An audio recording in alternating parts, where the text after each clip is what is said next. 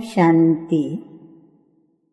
आज की तारीख है 4/6/15 और आज सतगुरुवार है। तो सतगुरुवार को मीठे मीठे परमपिता परमात्मा शिव बाबा, जो कि हमारे परम पिता बन करके हमें वर्षा देते हैं नई दुनिया का, और परम शिक्षक बन करके हमें सहज ज्ञान और सहज राजयोग की शिक्षा देते हैं, और फिर सतगुरु बन करके हमें परम धाम शांति धाम जाने का रास्ता बताते हैं, या ये कहें कि मुक्ति और जीवन मुक्ति के बंधनों से हमें मुक्त करते हैं। तो परमपिता परमात्मा आज सतगुरुवार के दिन हमें सत्य ज्ञान की सत्य शिक्षा दे करके सत्य युग में ले जाते हैं, और हमें मुक्ति और जीवन मुक्ति दोनों का रास्ता सतगुरु के द्वारा दिखा देते हैं। तो आज की मुरली का शीर्षक है मीठे मीठे बाप दादा कहते हैं, मीठे बच्चे बाप तुम्हें नई दुनिया के लिए राजयोग सिखला रहे हैं, इसलिए इस पुरानी दुनिया का विनाश भी जरूर होना है। हाँ, तो हमें निश्चय बुद्धि रहना है इस बात पर। क्यों निश्चय बुद्धि रहना है? क्योंकि भगवानुवाच कि इस पुरानी दुनिया का विनाश जरूर होना है। प्रश्न है आज का, मनुष्यों में कौन सी एक अच्छी आदत पड़ी हुई है लेकिन उससे भी प्राप्ति नहीं होती? वो आदत कौन सी जिससे प्राप्ति नहीं हो रही है? तो उत्तर है, मनुष्यों में भगवान को याद करने की जैसे आदत पड़ी हुई है। जब कोई बात होती है तो कह देते हैं हे भगवान, तो सामने शिवलिंग आ जाता है, लेकिन पहचान यथार्थ न होने के कारण प्राप्ति नहीं होती है। फिर कह देते हैं सुख दुख सब वही देता है। तुम बच्चे अभी ऐसे नहीं कहेंगे। हम कहेंगे सुख दुख दोनों वही देता है? नहीं, हम कहेंगे प्रभु है, वो सुख देता है पर दुख नहीं देता। मुरली की शुरुआत मीठे मीठे सदा कल्याण करने वाले शिव बाबा और ब्रह्मा बाबा, जिसके तन में बाप प्रवेश करते हैं, तो बाप दादा दोनों मिलकर हम बच्चों को ज्ञान मुरली सुनाते हैं। तो बाप कहते हैं कि बाप जिसको रचता कहा जाता है। किसका रचता? नई दुनिया का रचता। नई दुनिया को कहा जाता है स्वर्ग व सुख धाम, और नाम कहते हैं परंतु समझते नहीं हैं। कृष्ण के मंदिर को भी सुख धाम कहते हैं। अब वो तो हो गया छोटा मंदिर। कृष्ण तो विश्व का मालिक था। बेहद के मालिक को जैसे कि हद का मालिक बना देते हैं। कृष्ण के छोटे से मंदिर को सुखधाम कहते हैं। अब बुद्धि में ये नहीं आता है कि वह तो विश्व का मालिक था, छोटे से मंदिर का ही मालिक नहीं, भारत में ही रहने वाला था। तुमको भी पहले कुछ पता नहीं था, बाप को तो सब कुछ पता है। इसीलिए हमको श्री कृष्ण के विषय में जो बाप बताते हैं वही सत्य है। तो बाप कहते हैं कि वह सृष्टि के आदि मध्य और अंत को जानते हैं। अभी तुम बच्चे जानते हो कि दुनिया में तो ये भी किसी को पता नहीं है कि ब्रह्मा विष्णु और शंकर कौन है। शिव तो है ऊंचे ते ऊंचा भगवान। अच्छा, फिर प्रजापिता ब्रह्मा कहाँ से आया? है तो मनुष्य ही। प्रजापिता ब्रह्मा तो जरूर यहाँ ही चाहिए ना, जिससे ब्राह्मण पैदा हो। प्रजापिता माना ही मुख से एडॉप्ट करने वाला। तुम हो मुख वंशावली, अब तुम जानते हो कि कैसे ब्रह्मा बाप को बाप ने अपना बनाकर मुख वंशावली बना दिया है, इनमें प्रवेश भी किया, फिर कहा कि ये हमारा बच्चा भी है। तुम जानते हो कि ब्रह्मा नाम कैसे पड़ा, कैसे पैदा हुआ, ये और कोई नहीं जानते हैं। सिर्फ महिमा गाते हैं कि परमपिता परमात्मा ऊंचते ऊंच है, परंतु ये कोई की बुद्धि में नहीं आता कि ऊंचते ऊंच बाप है और वो हम सभी आत्माओं का पिता है, और वह भी बिंदु रूप ही है। उनमें सृष्टि के आदि मध्य और अंत का ज्ञान है, और ये नॉलेज भी तुमको अभी मिली है। तो बाप ने अपना परिचय भी दिया। अब आगे बढ़ते हैं। बाबा कहते हैं कि पहले जरा भी ये ज्ञान नहीं था। मनुष्य सिर्फ कहते रहते हैं कि ब्रह्मा विष्णु शंकर, परंतु जानते कुछ भी नहीं, तो उन्हों को ही समझाना है। अभी तुम समझदार बने हो, जानते हो कि बाप ज्ञान का सागर है, जो हमको ज्ञान सुनाते हैं, पढ़ाते हैं। ये राजयोग है ही सतयुग नई दुनिया के लिए, तो जरूर पुरानी दुनिया का विनाश होना चाहिए। उसके लिए ये महाभारत लड़ाई है। आधा कल्प से लेकर तुम भक्ति मार्ग के शास्त्र पढ़ते आए हो। अब तो बाप से डायरेक्ट सुनते हो। बाप कोई शास्त्र बैठकर नहीं सुनाते। जप तप करना, शास्त्र आदि पढ़ना, ये सब भक्ति है। अब भक्तों को भक्ति का फल चाहिए, क्योंकि मेहनत करते ही हैं भगवान से मिलने के लिए, परंतु ज्ञान से है सद्गति। ज्ञान और भक्ति दोनों इकट्ठे चल न सके। अभी है ही भक्ति का राज्य, सब भगत हैं। हर एक के मुख से ओ गॉड फादर ये अक्षर जरूर निकलेगा।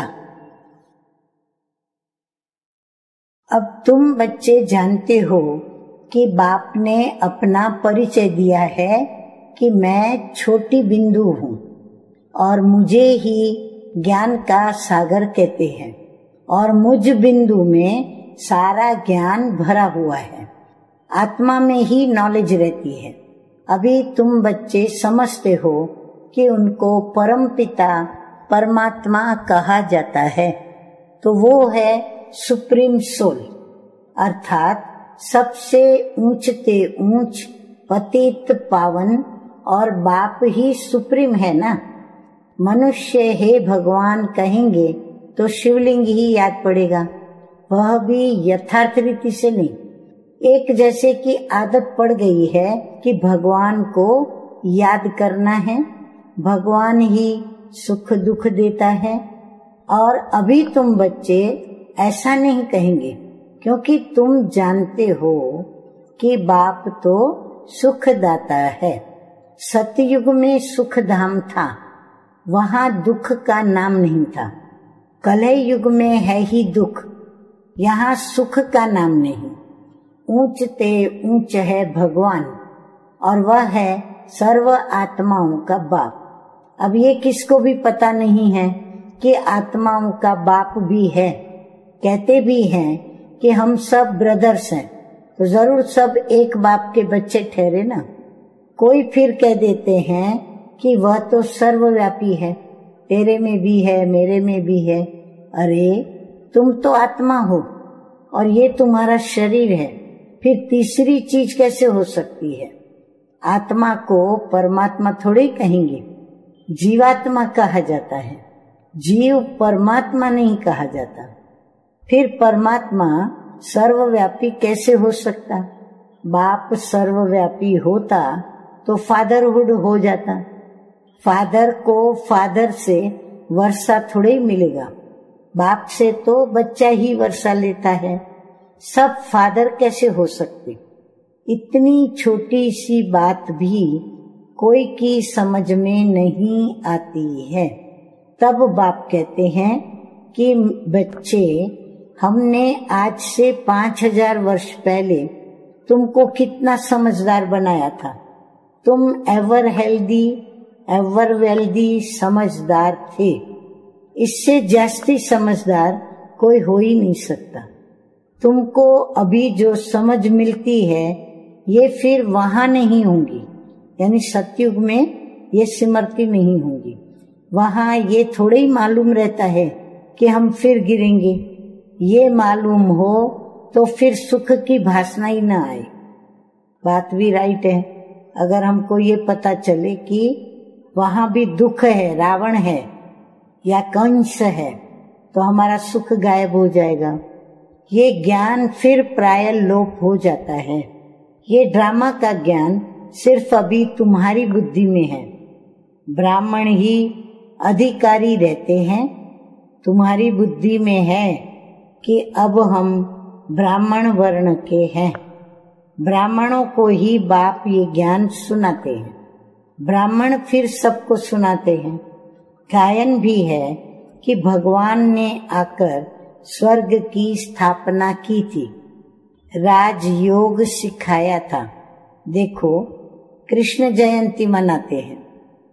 समझते हैं कि कृष्ण वैकुंठ का मालिक था, परंतु वो तो विश्व का मालिक था। तो ये बुद्धि में तो नहीं आता।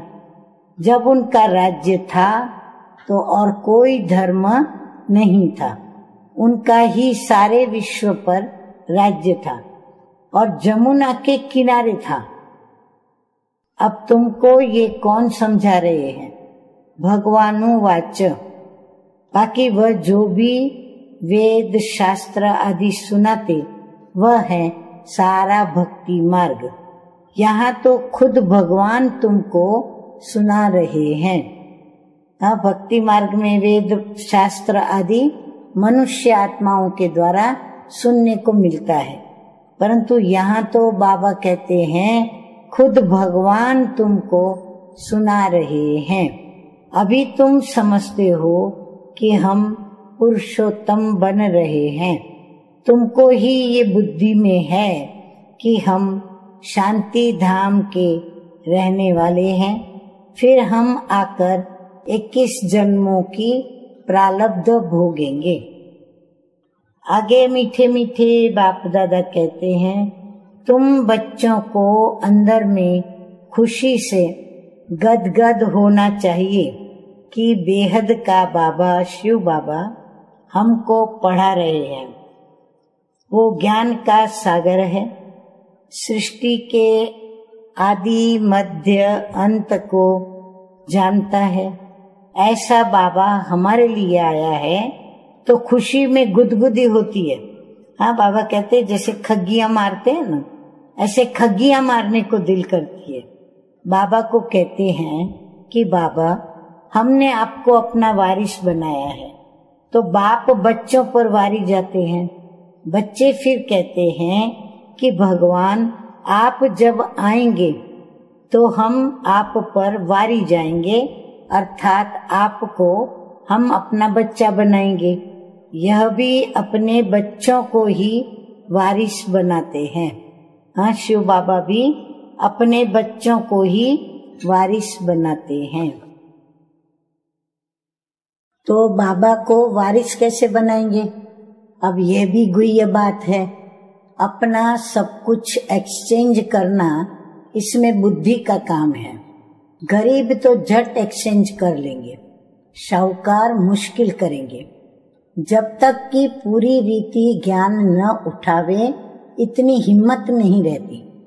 गरीब तो झट कह देते हैं कि बाबा, हम तो आपको ही वारिस बनाएंगे। हमारे पास रखा ही क्या है? वारिस बनाकर फिर शरीर निर्वाह भी अपना करना है। सिर्फ ट्रस्टी समझ कर रहना है। युक्तियां तो बाबा बहुत बताते रहते हैं। बाप तो सिर्फ देखते हैं कि कोई पाप कर्म में तो पैसे खराब नहीं करते हैं। मनुष्य को पुण्य आत्मा बनाने में पैसा लगाते हैं। सर्विस भी कायदेशीर करते हैं। ये पूरी जांच करो, फिर सब राय देंगे। यह भी धंधे में ईश्वर अर्थ निकालते थे ना, वह तो था इनडायरेक्ट। अभी बाप डायरेक्ट आए हैं। मनुष्य समझते हैं कि हम जो कुछ भी करते हैं उनका फल ईश्वर दूसरे जन्म में देते हैं। कोई गरीब दुखी है तो समझेंगे कर्म ही ऐसा किया हुआ है, अच्छे कर्म किए हैं तो सुखी है। तो बाप तुम बच्चों को कर्मों की गति पर समझाते हैं कि रावण राज्य में तुम्हारे सब कर्म विकर्म ही हो जाते हैं। सतयुग और त्रेता में रावण ही नहीं, इसलिए वहां कोई कर्म विकर्म नहीं होता। और यहाँ जो अच्छे कर्म करते हैं उनका अल्पकाल के लिए उनको सुख मिल जाता है। फिर भी कोई ना कोई रोग खिटपिट तो रहती ही है, क्योंकि अल्पकाल का सुख है। अभी बाप कहते हैं ये रावण राज्य ही खत्म होना है और राम राज्य की स्थापना शिव बाबा कर रहे हैं। तुम जानते हो कि ये चक्र कैसे फिरता है। तो बाबा कहते हैं कि भारत ही फिर गरीब हो जाता है। भारत आज से 5000 वर्ष पहले जहाँ इन लक्ष्मी नारायण का राज्य था, पहले गद्दी इनकी चली थी। कृष्ण प्रिंस फिर स्वयंवर किया तो राजा बना, नारायण नाम पड़ा। ये भी तुम अभी समझते हो तो तुमको वंडर लगता है। बाबा आप सारे रचता और रचना की नॉलेज सुनाते हो। आप हमको कितना ऊंच पढ़ाते हो। बलिहार जाऊं, हमको तो सिवाय एक बाप के कोई को भी याद नहीं करना है। अंत तक पढ़ना है तो जरूर टीचर को याद करना है। स्कूल में टीचर को याद करते हैं ना, उन स्कूलों में तो कितने टीचर्स होते हैं। हर एक दर्जे का टीचर अलग अलग होता है। यहाँ तो एक ही टीचर है और सो भी कितना लवली। तो बाप लवली, टीचर लवली। आगे भक्ति मार्ग में अंधश्रद्धा से याद करते थे, अभी तो डायरेक्ट बाप पढ़ाते हैं तो कितनी खुशी होनी चाहिए। फिर भी कहते कि बाबा हम भूल जाते हैं। पता नहीं हमारी बुद्धि आपको क्यों नहीं याद करती है। गाते भी हैं ईश्वर की गति मति न्यारी है। बाप आपकी गति और सदगति की मत तो बड़ी वंडरफुल है। ऐसे ऐसे बाप को याद करना चाहिए। स्त्री अपने पति के गुण गाते हैं ना, बड़ा अच्छा है। ये उनकी प्रॉपर्टी है, अंदर में खुशी रहती है ना। ये तो पतियों का पति, बापों का बाप है, तो इनसे कितना हमको सुख मिलता है। और सबसे तो दुख ही मिलता है। हाँ, टीचर से सुख मिलता है क्योंकि पढ़ाई से इनकम होती है। गुरु हमेशा किया जाता है वानप्रस्थ में। बाप भी कहते हैं कि मैं वानप्रस्थ में आया हूँ, यह भी वानप्रस्थी, मैं भी वानप्रस्थी। ये सब मेरे बच्चे भी वानप्रस्थी हैं। बाप टीचर गुरु तीनों ही इकट्ठे हैं। बाप टीचर भी बनते हैं, फिर गुरु बनकर साथ में ले भी जाते हैं। उसे एक बाप की ही महिमा है। ये बातें और कोई शास्त्र आदि में नहीं है। बाबा हर बात अच्छी रीति समझाते हैं। बाबा कहते हैं कि इनसे ऊंची नॉलेज कोई होती ही नहीं और न जानने की दरकार रहती है। हम सब कुछ जानकर विश्व के मालिक बन जाते हैं और जास्ती क्या करेंगे। बच्चों की बुद्धि में ये हो तब खुशी में उसकी याद में रहें। पुण्य आत्मा बनने के लिए याद में जरूर रहना चाहिए। माया का धर्म है तुम्हारे योग को तोड़ना। योग में ही माया विघ्न डालती है। भूल जाते हो। माया के तूफान बहुत आते हैं, यह भी ड्रामा में नूंद है। सबसे आगे तो ये है, तो इनको सब अनुभव होते हैं। बाबा कहते हैं ब्रह्मा बाबा सबसे आगे हैं, तो इसीलिए जो भी पहले माया के तूफान के अनुभव आते हैं वो सबसे पहले इनके पास आते हैं। मेरे पास जब आए तब तो सबको मैं समझाऊं ना, तो ये सब माया के तूफान आएंगे। बाबा के पास भी आते हैं, तुमको भी आएंगे। माया का तूफान ही न आए, योग लगा ही रहे तो कर्मातीत अवस्था हो जाए, फिर हम यहाँ रह न सके। कर्मातीत अवस्था हो जाएगी तो फिर सब चले जाएंगे। शिव की बारात गाई हुई है ना, शिव बाबा आए तब हम सब आत्माएं अपने घर को लौटे। शिव बाबा आते ही हैं सबको ले जाने। सतयुग में इतनी आत्माएं थोड़ी होंगी। अच्छा, मीठे मीठे सिकिलधे बच्चों प्रति माता पिता बाप दादा का याद प्यार और गुड मॉर्निंग। रूहानी बाप की रूहानी बच्चों को नमस्ते। हम रूहानी बच्चों की रूहानी बाप दादा को याद प्यार गुड मॉर्निंग और नमस्ते नमस्ते। अब सुनेंगे धारणा के लिए सार। तो धारणा के लिए सार ये है कि शिव बाबा को अपना वारिस बनाकर सब कुछ एक्सचेंज कर देना है। वारिस बनाकर शरीर निर्वाह भी करना है, ट्रस्टी समझकर रहना है। पैसे कोई भी पाप कर्म में नहीं लगाने हैं। नंबर 2 है, अंदर खुशी में गुदगुदी होती रहे कि स्वयं ज्ञान का सागर बाबा हमको पढ़ा रहे हैं। बाबा कहते हैं अंदर में गुदगुदी होवे, ऐसी ऐसी बाबा की विषय की पॉइंट्स या हम आत्माओं के कनेक्शन की पॉइंट्स हम सोचें, स्मृति में लाएं और ज्ञान सागर बाबा हमको पढ़ा रहे हैं पुण्य आत्मा बनने के लिए, तो याद में बैठना है। माया के तूफानों से डरना नहीं है, वरदान के रूप में कि सर्व गुणों के अनुभवों के द्वारा। हाँ, बाबा वरदान देते हुए कहते हैं कि सर्व गुणों के अनुभवों के द्वारा बाप को प्रत्यक्ष करने वाले अनुभवी मूर्त भव। जो बाप के गुण गाते हो उन सर्व गुणों के अनुभवी बनो। जैसे बाप आनंद का सागर है तो उसी आनंद के सागर की लहरों में लहराते रहो। जो भी संपर्क में आए उसे आनंद, प्रेम, सुख, शांति सब गुणों की अनुभूति कराओ। ऐसे सर्व गुणों के अनुभवी मूर्त बनो तो आप द्वारा बाप की सूरत प्रत्यक्ष रूप में हो, क्योंकि आप समान महान आत्माएं ही परमात्मा को अपने अनुभवी मूर्त से प्रत्यक्ष कर सकती है।